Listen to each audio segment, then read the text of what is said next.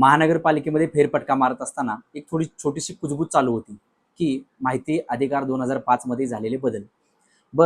माहिती अधिकारामध्ये केलेले बदल हे कोणाच्या फायद्याचे, कोणाच्या तोटेचे किंवा देव देश धर्मासाठी किती वापरायचे याचा आपण परत विचार करू.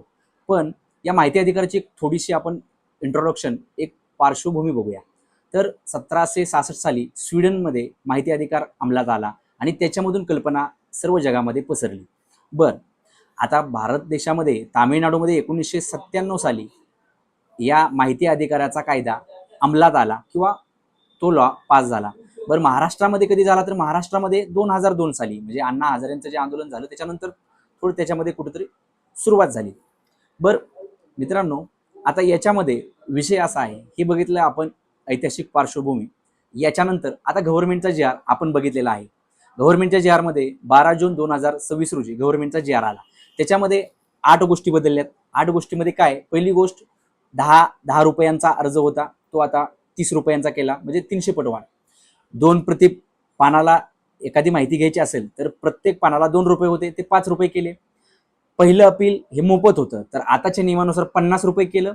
आणि दुसरं अपील सुद्धा पहिल्या कायद्यामध्ये मोफत होतं, ते 12 जून 2026च्या दुरुस्तीनुसार ते 100 रुपयाला केलं.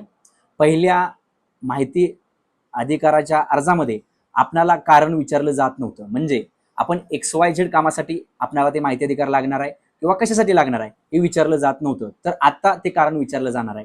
त्याच्यामध्ये पहिलं नागरिकत्वाचा पुरावा नव्हता, म्हणजे नॉन रेसिडेंट ऑफ इंडियन असेल किंवा परदेशी लोक ते माहिती मिळवू शकत होते, परंतु आता माहिती नागरिकत्वाचा जो पुरावा आहे तो माहिती मिळवण्यासाठी कंपल्सरी केलेला आहे. त्याच्यानंतर याच्यामध्ये अगोदरच्या कायद्यामध्ये अनेक मुद्दे होते, आता एकच विषय केलाय. आणि याच्यामध्ये काय केलं, सगळ्यात महत्वाचं आणि 8वी दुरुस्ती काय केली तर शब्द मर्यादा. पहिली शब्द मर्यादा कमी होती, ती शब्द मर्यादा 150 शब्दांची केली. अशा प्रकारे सरकारने जे दुरुस्त्या केल्या, ह्या दुरुस्त्या योग्य की अयोग्य हा नंतरचा भाग आहे, परंतु ह्या दुरुस्त्या जो RTI ऍक्ट 2005चा तो मंजूर झाला पार्लिमेंटमध्ये. आणि आता ज्या दुरुस्त्या झाल्या त्या गव्हर्नमेंटनं 12 जून 2026च्या GR नुसार त्या आता महाराष्ट्रामध्ये अंमलात आणण्यासाठी ह्या ज्या काही लिमिटेशन केल्यात.